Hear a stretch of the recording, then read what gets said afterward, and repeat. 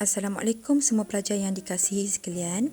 Hari ini cikgu akan meneruskan dengan subtopik yang seterusnya dalam bab 2 iaitu 2.2.3 keanjalan harga permintaan, anjal dan tak anjal.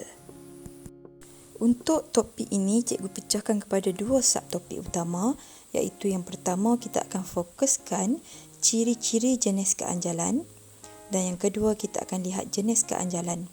Okey, untuk ciri-ciri ini kita akan lihat bagaimana kita membezakan setiap jenis keanjalan yang ada dan dalam jenis ini kita gunakan daripada ciri-ciri ini untuk kita memberikan aspek bagi setiap jenis keanjalan ini. Subtopik yang pertama kita lihat kepada ciri-ciri jenis keanjalan.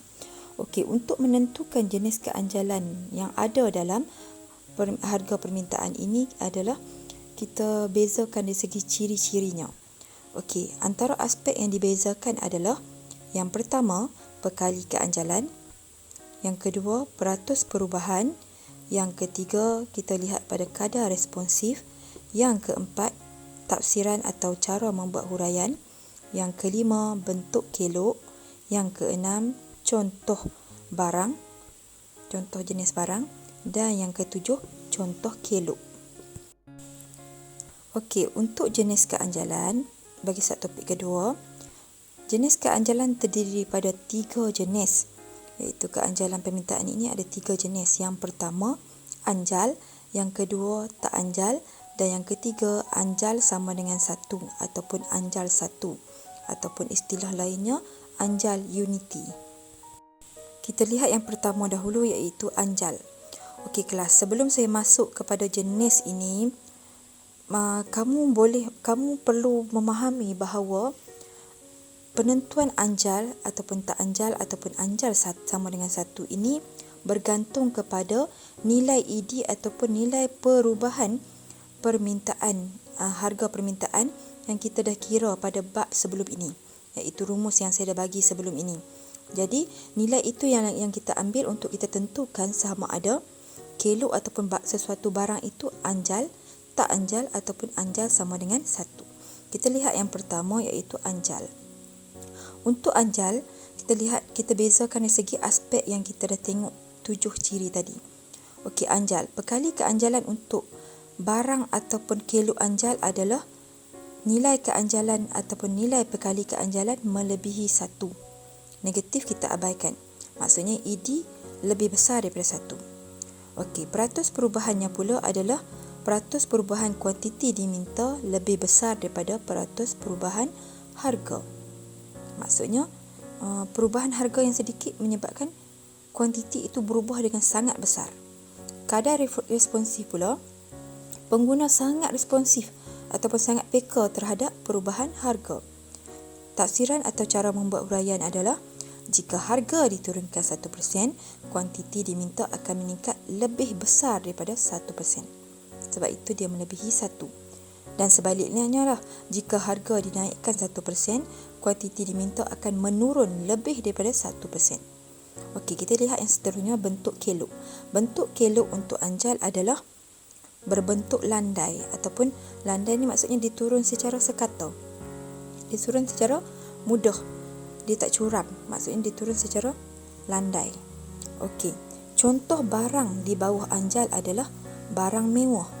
Contohnya kereta mewah, barang kemas, pakaian berkualiti ataupun berjenama, jam tangan mahal, itu adalah barang mewah ataupun kita istilahkan sebagai barang kehendak. Contoh keloknya kamu dapat lihat di sini iaitu berbentuk landai. Jenis keanjalan perubahan harga permintaan yang kedua adalah tak anjal. Okey, ciri-cirinya adalah pekali keanjalan kurang daripada 1. Maksudnya dalam pengiraan itu yang kita belajar pada minggu lepas, nilainya kurang daripada 1. Negatif kita abaikan ya. Okey, peratus perubahannya pula bagaimana? Okey, peratus perubahan harga yang lebih besar daripada peratus perubahan kuantiti diminta. Maksudnya harga itu peratus perubahan harga lebih besar berbanding kuantiti diminta. Kadar kepekaan ataupun responsif pula, pengguna kurang responsif terhadap perubahan harga. Maksudnya perubahan harga yang berlaku tidak menyebabkan pengguna mengurangkan gelagat pembelian. Itu maksudnya. Okey, cara membuat huraiannya adalah jika harga dinaikkan 1%, kuantiti diminta akan menurun kurang daripada 1%. Dan jika harga diturunkan 1%, kuantiti diminta meningkat kurang daripada 1% juga. Maksudnya dia tak meningkat dengan banyak. Okey, bentuk kelok adalah berbentuk curam. Maksudnya terlampau curam ni maksudnya dia memang, kalau kamu anggap jalan tu dia memang curam, terlampau curam. Maksudnya terlampau menegak lah. Dia tak menegak tapi dia terlampau menegak. Okey, contoh barangnya adalah barang keperluan, barang mesti, barang yang mempunyai ketaatan pengguna yang tinggi. Saya bagi contoh barang keperluan. Okey, contohnya harga tepung naik, dia tidak akan memberi kesan terhadap permintaan tepung sebab tepung adalah barang keperluan. Berbanding dengan anjal tadi adalah barang kehendak. Jadi maksudnya kehendak orang yang kaya beli, dia tak ada perubahan sangat lah. Maksudnya kalau harga tu murah, barang mewah tu dia murah, dia akan diminta lebih banyak. Tapi kalau tak anjal ni, murah ke mahal, orang tetap minta. Jadi contoh keloknya akan berbentuk curam. Jenis yang ketiga adalah anjal sama dengan 1 ataupun anjal unity. Okey, cirinya perkali keanjalan adalah sama dengan 1. Maksudnya peratus perubahan harga sama dengan peratus perubahan kuantiti diminta. Okey, kadar responsifnya pula adalah seiring dengan perubahan harga. Okey, cara membuat huraiannya, jika harga dinaikkan 1%, kuantiti diminta sama dengan 1%. Maksudnya dia seiring.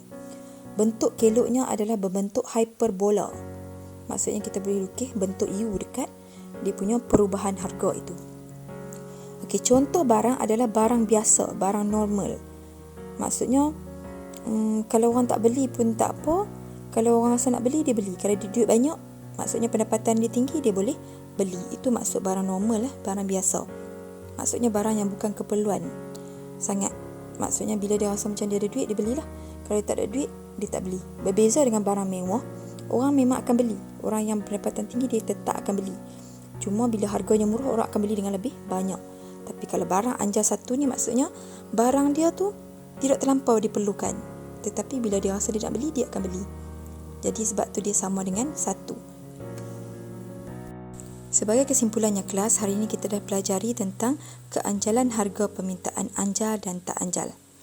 Okey, satu topik yang kita pelajari adalah ciri-ciri jenis keanjalan. Ada 7 ciri, iaitu perkali keanjalan. Bagaimana perkalinya? Kurang daripada 1, lebih besar daripada 1 ataupun sama dengan 1. Peratus perubahan, kadar responsif, tafsiran, bentuk kelok, contoh barang dan juga contoh kelok. Dan juga kita dah lihat 3 jenis keanjalan permintaan berdasarkan 7 ciri yang digariskan tadi, iaitu anjal, tak anjal dengan anjal sama dengan 1. Okey, itu sahaja. Kalau ada soalan, kamu boleh tanya dalam grup. Dan saya harap kamu lebih bermotivasi untuk belajar. Kalau ada masalah, kamu boleh share dengan cikgu. Okey, itu sahaja. Sekian, terima kasih.